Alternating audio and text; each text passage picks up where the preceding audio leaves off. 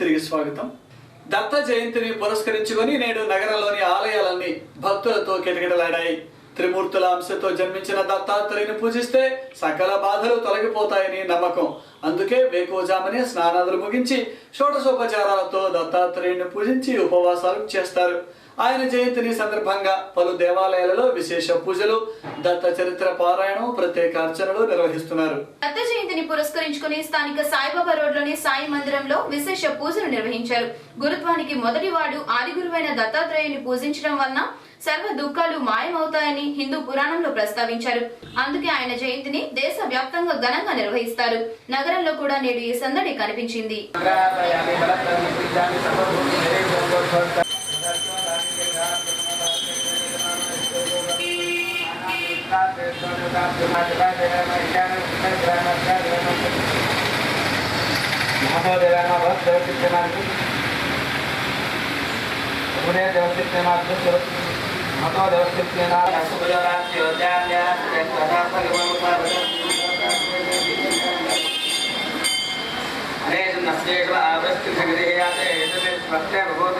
చాలా మంది జనాలు దత్త జయంతి చేయమని మమ్మల్ని ప్రోత్సహిస్తూ ఇక్కడికి వస్తున్నాడు. సాయిబాబాయే దత్తాత్రేయుడిగా ఇక్కడికి వచ్చిన భక్తులకి ఎంతో మందికి అనుభవం అయింది.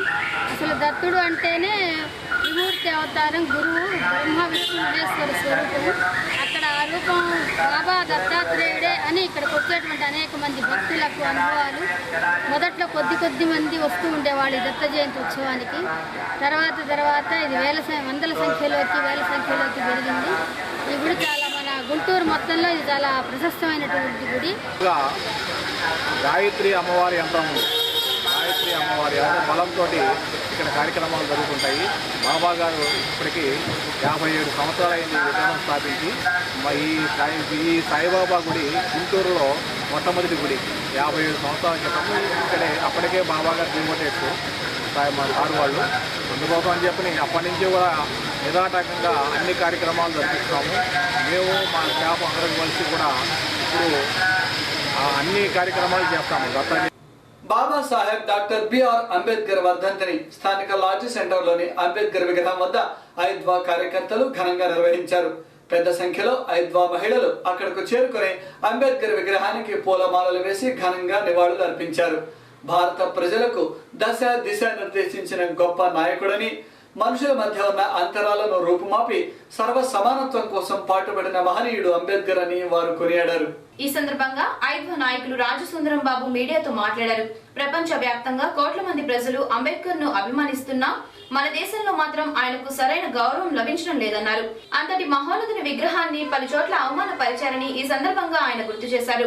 అంబేద్కర్ విగ్రహాల పరిరక్షణకై ప్రభుత్వం ప్రత్యేక చర్యలు తీసుకోవాలని ఆయన డిమాండ్ చేశారు. ప్రపంచ స్థాయికి ఎదిగిన డాక్టర్ బిఆర్ అంబేద్కర్ గారి గురించి ఈ రోజున ప్రపంచం మొత్తం ఆలోచిస్తూ ఉంటుంటే ఈ ఒక్క భారతదేశంలో మాత్రం అంబేద్కర్ గారి విగ్రహాలు కూల్చడం, ఆయన చేతులు ఎరగొట్టడం, కాళ్ళు ఎరగొట్టడం, ముఖం చెక్కడం, అనేక అవమానకరమైన కార్యక్రమాలకి పాల్పడుతున్నారు. అంబేద్కర్ గారి విగ్రహాల్ని కూల్చడం అనేది, ధ్వంసం చేయటం అనేది రాజద్రోహంగా, దేశద్రోహంగా మరి ప్రభుత్వం దానికి ఒక చట్టాన్ని రూపొందించాలని చెప్పేసి, విగ్రహాల పరిరక్షణ కోసం ఒక చట్టాన్ని రూపొందించాలని చెప్పి కోరుతున్నాం. అంబేద్కర్ రాసిన రాజ్యాంగంలో దళితులు, ఎస్సీలు, ఎస్టీలు, బీసీలు, మైనార్టీలకు సంబంధించిన హక్కులు మాత్రం ఏమాత్రం అమలు కావడం లేదు. మైనార్టీలకి ఈ దేశంలో రక్షణ లేకుండా పోయింది. అలాగనే దళితులు రెండవ రకం పౌరులుగా ఈ దేశంలో బతుకుతున్నారు. న్యాయం చేయాలని చెప్పేసి ఈ ఉద్యమం అనేది గుంటూరు జిల్లాలో ప్రారంభమైంది. ఇది నూతన ఆంధ్రప్రదేశ్ రాష్ట్రంలో రాష్ట్ర వ్యాప్తంగా ఉద్యమంగా జూన్ నాటికి రూపొందుతుందని చెప్పేసి మేము ఆశిస్తున్నాం. ప్రభుత్వాలు ఇక్కడైనా కళ్ళు తెరిచి పేదలకు ఇవ్వాల్సిన హక్కులన్నీ ఇవ్వాలి. అంబేద్కర్ గారి విగ్రహాల పరిరక్షణకు చట్టం చేయాలి. ప్రతి రిపబ్లిక్ దినోత్సవం రోజున అంబేద్కర్ గారి యొక్క సేవలను ప్రతి పోలీస్ పెరేడ్ గ్రౌండ్లో శ్లాఘించబడాలని చెప్పేసి అందుకు ప్రభుత్వం ఒక నియమ నిబంధనలు రూపొందించాలని, జీవో విడుదల చేయాలని చెప్పేసి మేము డిమాండ్ చేస్తున్నాం. కూల్చిన చోటే బాబ్రీ మసీదును పునర్నిర్మించాలని కోరుతూ ప్రజా సంఘాల ఆధ్వర్యంలో స్థానిక లాడ్జి సెంటర్ నుండి అరండల్పేట పోలీస్ స్టేషన్ వరకు నిరసన ర్యాలీ చేశారు. 1996లో ఉత్తరప్రదేశ్లో చారిత్రాత్మక కట్టడమైన బాబ్రీ మసీదును కూల్చివేస్తే ఇంతవరకు ఆ రాష్ట్ర ప్రభుత్వం గాని, కేంద్ర ప్రభుత్వం గాని దోషులను శిక్షించలేదన్నారు.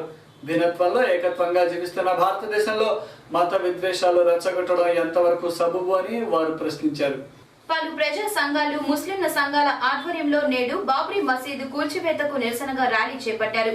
లాడ్జీ సెంటర్లోని అంబేద్కర్ విగ్రహం వద్ద పెద్ద సంఖ్యలో ప్రజా సంఘాల కార్యకర్తలు బాబ్రీ మసీదును కూల్చిన ప్రాంతంలోనే పునర్నిర్మించాలంటూ నినాదాలు చేశారు. కేంద్ర ప్రభుత్వం, ఉత్తరప్రదేశ్ రాష్ట్ర ప్రభుత్వాలు కూల్చివేసిన దోషులను పట్టుకోవడంలో కావాలనే ఆలస్యం ప్రదర్శించారని వారు విమర్శించారు. చారిత్రాత్మక కట్టడాలను కాపాడాల్సిన బాధ్యత ప్రభుత్వానిదేనని ఈ సందర్భంగా వారు అన్నారు. బాబ్రీ మసీదు గడిచిన 22 సంవత్సరాలు బాబ్రీ మసీదును కూలగొట్టి ఇవాళకి కూడా ఆ కూలగొట్టిన దోషులను బాబ్రీ మసీదు కూల్చినప్పుడు ఆ ప్రభుత్వం పివి నరసింహ గారి ప్రభుత్వం ఎంబడి లిబరల్ కమిషన్ అని చెప్పి ఒక కమిటీ నియమించింది. ఆ కమిటీ నియమించి 15 సంవత్సరాలు చేసిన తర్వాత 80 మంది దోషులుగా తెలిసింది. 80 మంది దోషుల్ని ఇవాళ దాకా అరెస్ట్ కూడా చేయలేదు. ఆ ప్రభుత్వం పివి నరసింహారావు మేము తిరిగి బాబ్రీ మసీదుని అదే ప్రదేశంలో నిర్మిస్తామని చెప్పి మాకు వాగ్దానం చేశారు. కానీ ఈ వాగ్దానాన్ని కూడా చెత్తపుట్టలు వేశారు. వీళ్ళు ఏమనుకుంటారంటే మసీదుని కూల్చారు, వీళ్ళెవరు అడగరు. ఆ తర్వాత 80 మందిని అరెస్ట్ చేయాలి. మా demand popular front of India తరఫున ఆ 80 మంది దోషుల్ని వెంబడే శిక్షించాలని. QTV న్యూస్ ముగించే ముందు హెడ్లైన్స్ మరొకసారి.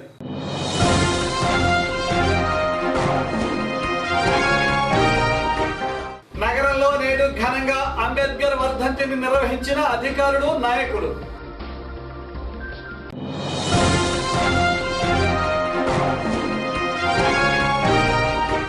నేడు 49వ హోంగార్డ్స్ ఆవిర్భావ దినోత్సవం. వీరి సేవలు ప్రజా సంక్షేమం కోసమే. Additional SP Ramanjaneyulu.